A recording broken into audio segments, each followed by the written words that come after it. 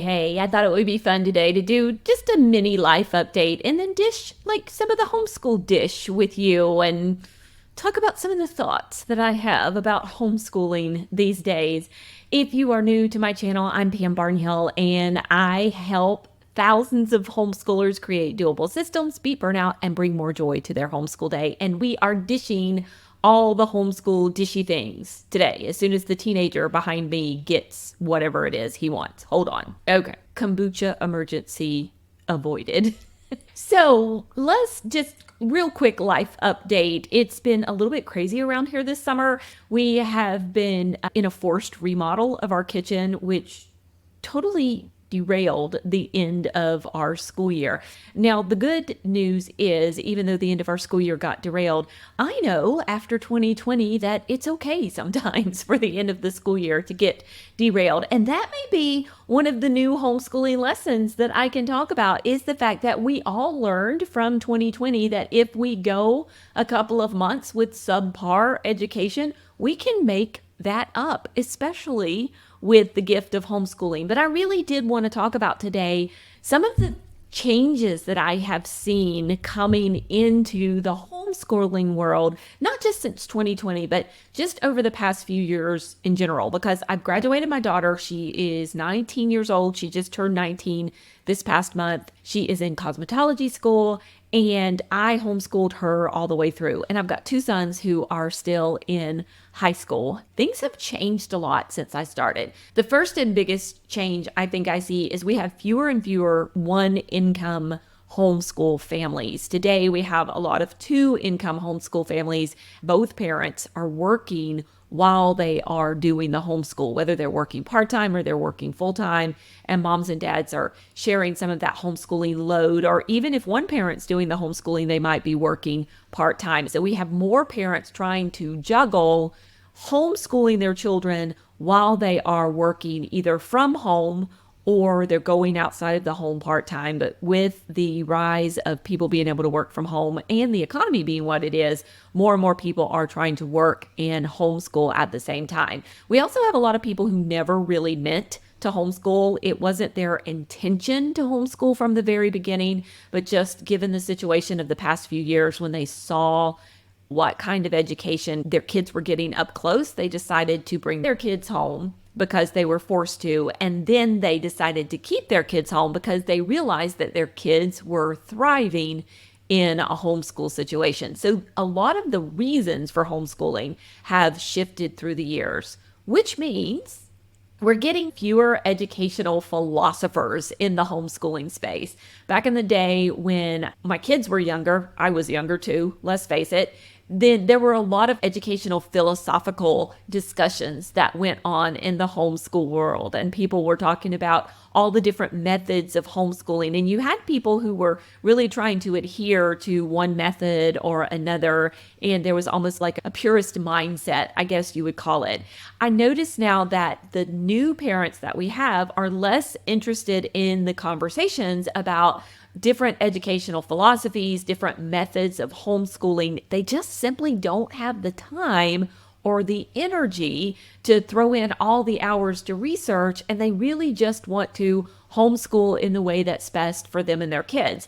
And I don't think this is a bad thing, because I think sometimes homeschoolers who are of my homeschool generation really got bogged down into trying to fit themselves into this perfect little educational philosophy box at the expense of the kind of homeschooling that was best for their family. So even though we have this whole new generation of parents who are like, I just really don't have time to worry about all that educational philosophy stuff, it's not necessarily a bad thing.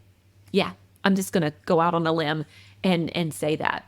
The other thing they don't have time to do is research and put their own programs together. I know this was a really fun thing when my kids were younger, and I continued to do it as they got older, where I would just, hey, I want to do a class on Shakespeare and I can't find a resource that I like. I'm just going to put that together myself. And so I would pull in a few resources, create myself a nice lesson plan list, and put together my own Shakespeare class and have a lot of fun doing it. I have the time to do that at that point. I do it way less now because I work more in my business. And I find that a lot of the new parents, they really don't have time for that either. So they're not wanting to do a lot of research and put their own classes together necessarily. They're looking for some really well done educational resources. Another thing that was really big were buffet kinds of curriculums where the curriculum provider would lay out this entire selection of things for you to choose from.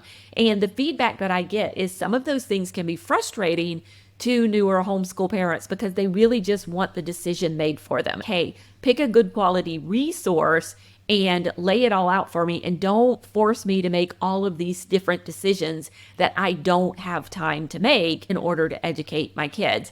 My team has noticed that a lot through the years, and that's why a lot of our new resources that we're developing are this anti-buffet curriculum. We have this whole line of products that started with language arts together, and later in July we're going to be adding citizenship together about the US election.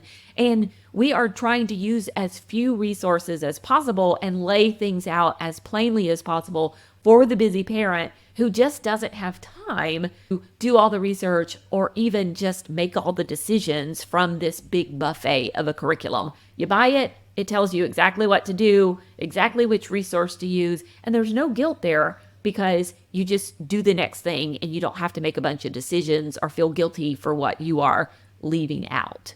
And then finally, I alluded earlier to the fact that this newer generation of homeschool parents just doesn't have a lot of time to dig into all of the educational philosophy and really be dedicated to a particular homeschool method, and that's a good thing. On the flip side of that, I do think there is a reluctance to let go of the public school mindset. So because these parents don't have the time or the energy, they're not steeping themselves in this kind of homeschool philosophy, they haven't yet figured out how to let go of the public school mindset and lean into more of an organic homeschool mindset. And so they really worry about things like tracking hours and how many hours a day am I doing school? And can I really school my 7-year-old well if we're only doing an hour and a half of school each day? The answer is yes. By the way, you totally can. And so they're struggling because they're not immersing themselves into these homeschool philosophies. Sometimes they do struggle to let go of that public school mindset, because homeschooling is not just public school at home. Homeschooling is an entirely different way to educate. It's an entirely different lifestyle for your family.